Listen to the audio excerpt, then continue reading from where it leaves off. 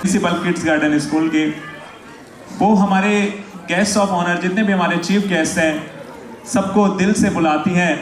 और देखिए, जिसे दिल से बुलाया जाता है वह आते ज़रूर हैं। एक बार हमारे चीफ गेस्ट के लिए ज़ोरदार तालियां हो जाएं। Thank you so much. आपको एक और बात बता दूं, जितने भी हमारे बच्चों के फैमिली मेंबर्स हैं, आप आज यहाँ पे आए हैं, आज आप यहाँ पे देखिए, सीखिए, और आपकी तालियां ही हैं जो हमें प्रोत्साहित करती हैं। तो ऐसे ही जोरदार तालियां बजाते रहिए और बच्चों को भी मोटिवेट करते रहिए। बजानी थी। Thank you so much. मैंने मैम सुन लिया, किसी ने बोला घूमते रहते हैं, मंडराते रहते हैं। किस पे मंडराते रहते हैं आरव? इस खुले आसमान में। फूलों पर। अच्छा, हाँ, फूलों में भी, आसमानों में भी। आरव, बहुत मुझे लग रहा है कि तुम बहुत ही शाही किस्म के बच्चे रहे होंगे स्कूल में, किसी फूल में नहीं मंडराए होंगे आप, है ना? आवारा भंवरे फूलों पे मंडराते रहते हैं।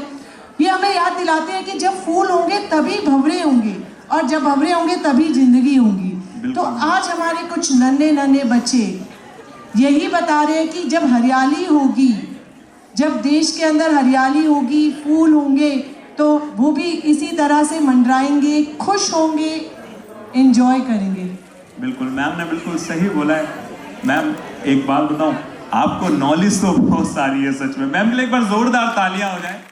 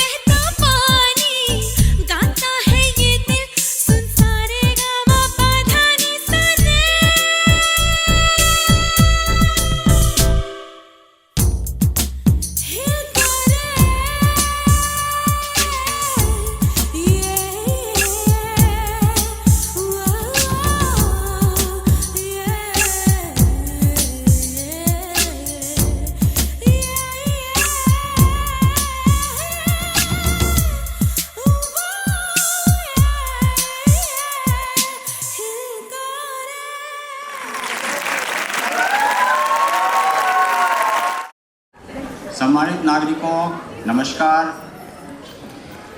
आज इस मंच से आप सभी के बीच आने का जो सौभाग्य मिला है, उसमें स्कूल प्रशासन और स्कूल की प्रिंसिपल मैम आदरणीय प्रीति जैन मैम को बहुत धन्यवाद देता हूँ। साथ में यहाँ तक इस मंच तक हमारे तिवारी जी के माध्यम से मैं यहाँ पहुँचा, तो इसके लिए भी धन्यवाद देता हूँ।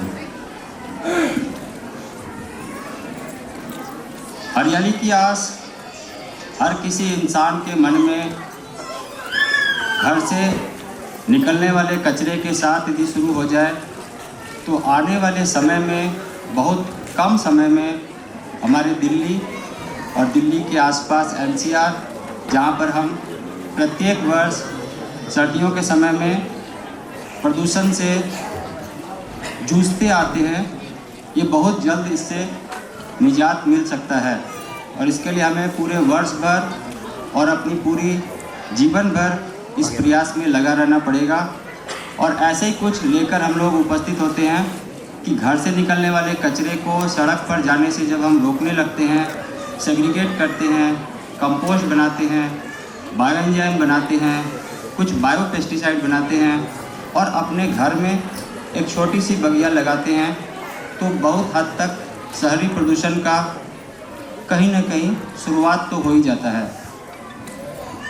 हरियाली की आस को जगाने के लिए हम लोगों ने लगातार मिशन ग्रीन दिल्ली के प्लेटफॉर्म से प्रयास किया है, जहां पर एक साझा और सामूहिक प्रयास के तहत प्रत्येक नागरिक अपनी स्टोरी को शेयर कर सकते हैं कि आपने क्या कुछ किया है। और यह देखकर लोगों के बीच एक प्रेरणा का माहौल उत्पन्न होता है, उनके बीच भी एक आस जगती है कि हम जो कुछ भी कर रहे हैं इस सोसाइटी के बेटरमेंट के लिए कहीं ना कहीं वो योगदान की तरह नज़र आता रहता है। और ऐसे ही कुछ जब लोग देखते हैं, सराहते हैं और फिर एक दूसरे से प्रेरणा लेते हैं, प्रेरित होते हैं, तो हमारे बीच एक चेन बन जाता है, जहाँ पर हम कड़ी से कड़ी बनकर इस प्रदूषण रूपी विकराल को कम कर सकते हैं। शहरी प्रदूषण का एक बहुत बड़ा भाग डंपिंग यार्ड के रूप में, जहाँ पर लगातार कूड़ेदार माहौल, बदबूदार माहौल और वहाँ से निकलने वाली गैस हमारे पूरे इस वातावरण में कहीं ना कहीं जहर घोलता रहता है। और इस कड़ी में हम लोग बात करें तो हम लोगों ने कोशिश किया है, जहाँ पर हम लोग घरेलू कचरे का निपटान अपने घर में करते हुए घर में किचन गार्डनिंग करने के लिए लोगों को प्रेरित करते हैं। इसके बारे में प्रशिक्षित भी करते हैं और साथ में हम लोग पूरे वर्ष भर तक उनके पास उनको सपोर्ट करते हैं, जिससे कि वो जब कभी भी किचन गार्डनिंग करने में फेल हो, कंपोस्टिंग करने में फेल हो या कहीं भी उनकी आस टूट रही हो, तो हम लोग हरियाली की आस बनकर उनके बीच लगे रहते हैं, जिसमें हमारे साथ बहुत सारे ऐसे लोग जिनको हमने प्रशिक्षित किया है, ट्रेनिंग दिया है, वो लोग पूरी दिल्ली NCR में अपने अपने घर में छत पर बागवानी के माध्यम से इस समस्या का समाधान कर रहे हैं।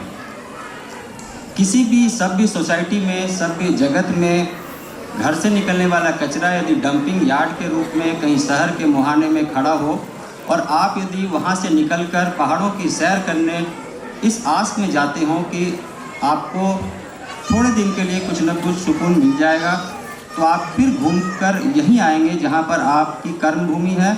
और यह कर्मभूमि इस तरह से है जैसे कि मानो हमारे साथ जीवन का बंधन जुड़ा हो। तो हम ये कैसे होने दे सकते हैं कि हम जहाँ कहीं भी रह रहे हों वहाँ आसपास का माहौल को गंदा करते रहें, प्रदूषण फैलाते रहें और फिर हम कुछ समय के लिए सांस लेने के लिए कहीं बाहर चले जाएं और फिर लौटकर यहीं आ जाएं। हमें इसी सोसाइटी में रहना है, इसी सभ्य सोसाइटी में रहना है, इस देश में रहना है। तो हम सबसे पहले अपने नगर देवता को प्रणाम करते हुए जो कुछ भी हो सके इस जीवन में हम सबसे पहले अपने आसपास से शुरू कर सकते हैं। और यदि आसपास में जाने में हमें कुछ हेजिटेशन हो, कुछ समय लगे, तो इस समय को मैनेज करते हुए हम लोग ये कोशिश करेंगे कि आने वाले समय में फिर उपस्थित हो आपके बीच और बहुत कुछ हरियाली की आस बनकर आपके लिए लेके आऊँगा। आप सभी का बहुत धन्यवाद। पुनः मिलेंगे नई नई जानकारियों के साथ और आप लोगों का एक बार फिर विशेष रूप से धन्यवाद। Thank you very much. देखा है कि सर कितना काम करते हैं पर्यावरण के लिए। हम तो कुछ भी नहीं कर पा रहे हैं और उन्होंने बहुत कुछ कर दिया। एक बार जोरदार तालियां हो जाए सबके लिए।